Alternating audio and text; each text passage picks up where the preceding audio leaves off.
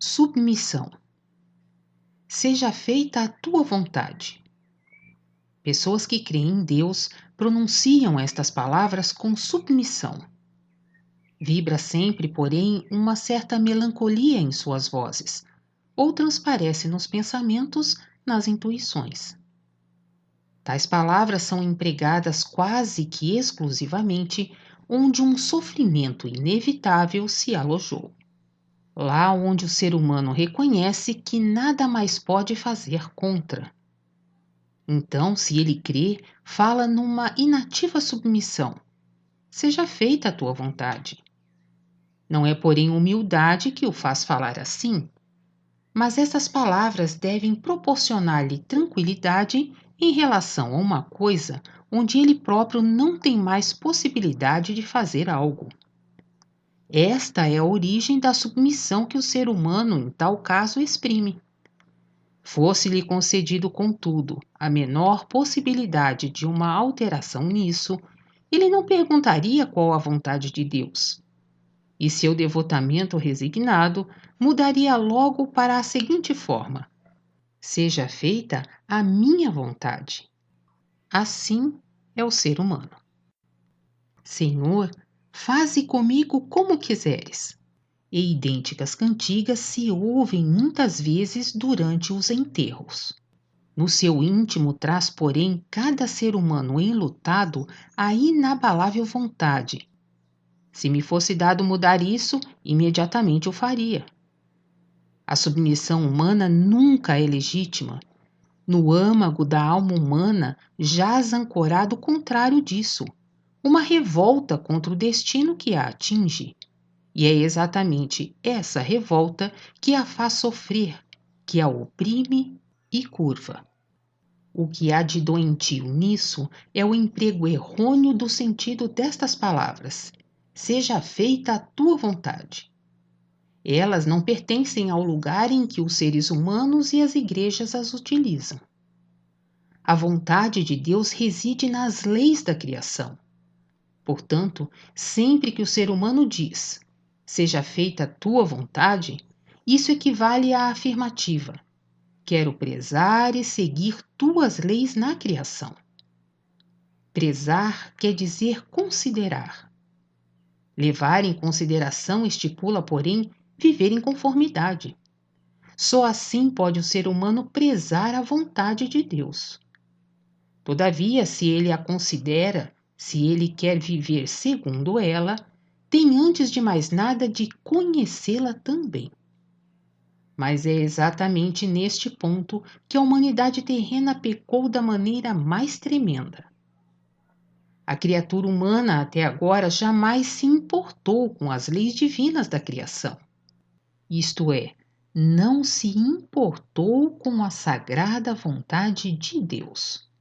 Entretanto, nunca cessa de repetir sempre de novo: seja feita a tua vontade. Estais vendo quão irrefletidamente se apresenta o ser humano terreno perante Deus? Quão insensatamente procura utilizar as elevadas palavras de Cristo, gemendo, não raro torcendo-se em sofrimento e sentindo-se derrotado, mas nunca em jubiloso louvor. Seja feita a tua vontade, quer dizer, na realidade, quero agir em conformidade, ou quero a tua vontade. Analogamente, podia ser dito: quero obedecer à tua vontade. Mas quem obedece faz também alguma coisa. Aquele que obedece não fica inativo. A própria palavra já diz isso. Quem obedece executa alguma coisa. Contudo, da maneira como o ser humano de hoje diz: seja feita a tua vontade, então ele próprio não quer fazer nada, pois no íntimo diz: age tu, que eu fico quieto. Com isso se sente engrandecido, pensa haver-se dominado, integrando-se na vontade de Deus. O ser humano cuida-se até mesmo superior a todos, julga ter realizado um incrível progresso. Todos esses seres humanos são, porém, imprestáveis fracalhões.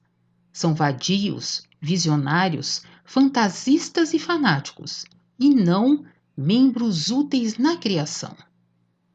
Fazem parte daqueles que, por ocasião do juízo, terão de ser rejeitados, pois não querem ser trabalhadores na vinha do Senhor. A humildade de que se gabam nada mais é do que indolência. São criados preguiçosos. O Senhor exige vida que se manifesta na movimentação. Submissão. Esta palavra não devia existir para os que creem em Deus. Colocar em seu lugar vontade alegre. Deus não quer submissão bronca dos seres humanos, e sim atuação jubilosa. Observai direito os assim chamados submissos a Deus.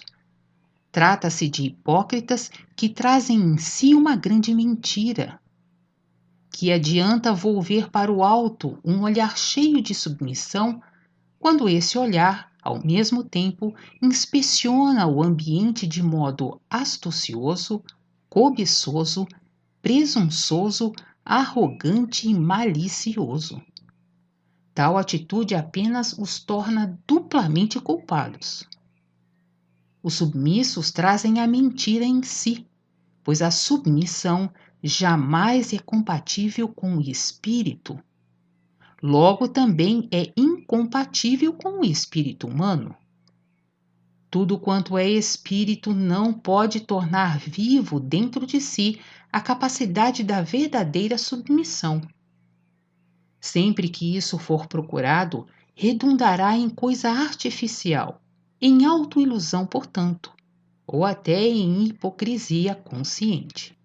Mas nunca pode ser sentido intuitivamente, com legitimidade, porque o espírito humano, sendo espiritual, não consegue isso. A pressão sob a qual se encontra o espírito humano não deixa chegar à consciência a capacidade de uma submissão, pois ele é forte demais para isso. Por conseguinte, o ser humano não a pode pôr em prática. A submissão é uma faculdade que se encontra somente no enteal. Manifesta-se legitimamente apenas nos animais. O animal é submisso ao seu dono. Já o espírito, todavia, desconhece tal significação. Por isso é que a submissão permanece sempre antinatural para as criaturas humanas. A submissão era ensinada aos escravos com esforço e rigor, porque na compra e venda, como propriedade pessoal, eram igualados aos animais. Mas jamais a submissão nos escravos podia tornar-se realmente legítima. Tratava-se de marasmo, fidelidade ou amor, que se ocultavam sob submissão e a evidenciavam, mas nunca, porém, autêntica submissão. A escravidão não é natural entre os seres humanos. A submissão do enteal encontra sua gradação no espiritual, através da fidelidade consciente e voluntária. O que, portanto, no enteal significa submissão, é no espiritual a fidelidade. Submissão não cabe ao ser humano, porque ele é espírito.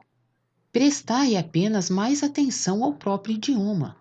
Ele expressa com suas palavras o certo, traz em si o verdadeiro sentido. Dá-vos a imagem certa. Entrega-te, ordena, por exemplo, o vencedor ao vencido. Estas palavras têm o sentido: entrega-te à minha vontade, portanto, incondicionalmente, para que eu possa dispor de ti de acordo com meu critério, e também de tua vida e de tua morte. Mas o vencedor age assim incorretamente, porque o ser humano, mesmo vitorioso, tem de observar rigorosamente as leis de Deus. Em cada omissão, ele se torna culpado perante o Senhor. O efeito retroativo o atingirá na certa. Tal se dá tanto em casos individuais como para povos inteiros. E agora é chegado o tempo em que tudo quanto aconteceu até aqui no mundo tem de ser remido. Do que foi injusto, do que hoje sucede na terra, não ficará uma só palavra sem ser expiada. Essa expiação não está reservada para um futuro remoto, e sim já no presente. A solução rápida de todos os efeitos retroativos não está por acaso em oposição às leis da criação. Pelo contrário, se encontra corretamente nessas mesmas leis. O funcionamento do conjunto de engrenagens é acelerado presentemente mediante a irradiação mais forte da luz, forçando os efeitos finais ao aumentar previamente tudo para a frutificação e superamadurecimento, a fim de que o falso nisso se desintegre e, fenecendo, se julgue, enquanto o que é bom se torna livre da pressão do falso de até agora, podendo fortalecer-se. Em tempo próximo, aumentará tanto essa irradiação que, em muitos casos, um efeito retroativo surgirá logo, imediatamente. Trata-se do poder que em breve atemorizará os seres humanos e que no futuro terão de temer. Mas só terão de temer com razão aqueles que tiverem agido errado.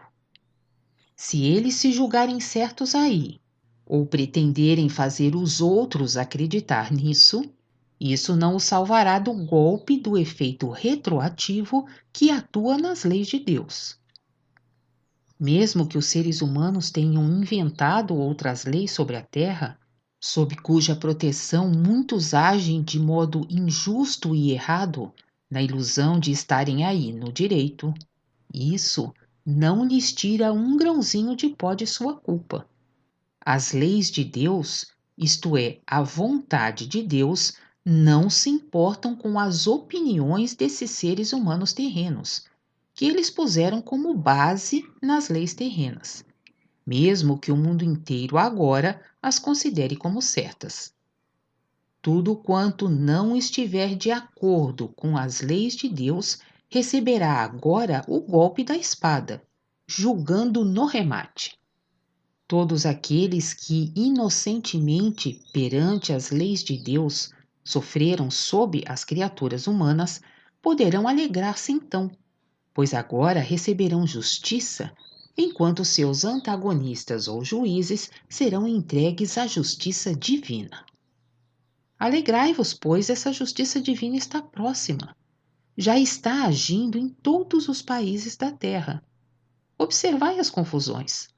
São as consequências da vontade de Deus que se aproxima. É o início da purificação. Por esse motivo, já agora está se exaurindo tudo quanto é falso entre os seres humanos, quer seja na economia, no Estado, na política, nas igrejas, nas seitas, nos povos, nas famílias ou nas pessoas individualmente. Agora tudo será arrastado à frente da luz para que se mostre e, ao mesmo tempo, se julgue.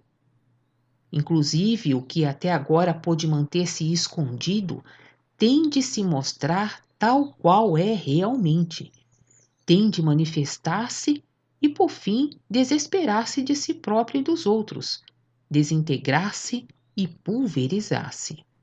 Assim, já fervilha tudo hoje sob a pressão da luz em todos os países e por toda parte.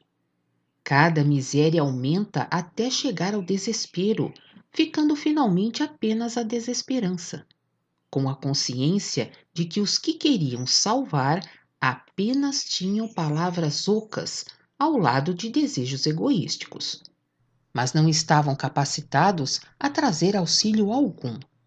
Guerreiros espirituais passam tonitruantes por cima de todas as cabeças, vibrando golpes agudos onde uma cabeça não se queira curvar. Só então se constituirá terreno adequado para implorar o auxílio de Deus, depois de crimes, incêndios, fome, epidemias e mortes, depois do reconhecimento da própria incapacidade. Começa então a grande obra construtiva. Livres devem então se tornar os alquebrados, livres da opressão das trevas, mas deverão ficar também livres dentro de si mesmos. Mas unicamente sozinho, cada um poderá tornar-se livre dentro de si mesmo. Para tanto, precisa saber o que significa a liberdade, o que ela é. Livre só é o ser humano que vive nas leis de Deus. Assim, e não diferentemente, ele se encontra sem pressões nem restrições nesta criação. Tudo o auxiliará então em vez de lhe obstruir o caminho. Tudo o servirá, porque ele de tudo se utilizará de modo certo. Na realidade, as leis de Deus na criação são tudo quanto necessita cada ser humano para uma vida sadia e alegre na criação. Equivalem à nutrição para o seu bem-estar. Somente quem conhece a vontade de Deus e vive de acordo com ela é verdadeiramente livre. Qualquer outro tem que se atar nos muitos fios das leis desta criação, uma vez que ele mesmo se emaranhou neles. A criação originou-se da vontade de Deus, em suas leis. Atuando conjuntamente, descem cada vez mais profundamente esses fios das leis e forçam por toda parte movimentação para o desenvolvimento. Ramificam-se necessariamente nesse desenvolvimento cada vez mais, enquanto ao redor dos fios, na movimentação progressiva, formam-se continuamente novas criações. Deste modo, as leis dão simultaneamente apoio, possibilidade de vivência e progressiva ampliação à criação. Nada existe sem essa vontade de Deus, a qual unicamente gera o movimento. Tudo na criação se orienta por ela. Somente o espírito humano não se ajustou nesses fios, emaranhou-os, e com isso a si mesmo, porque queria seguir novos caminhos segundo sua vontade, desdenhando os já prontos e existentes. A intensificação da luz ocasiona agora uma alteração. Os fios de todas as leis divinas da criação carregam-se de forças aumentadas, de maneira que se esticam poderosamente. Devido a essa incrível tensão, eles ricocheteiam a sua posição original.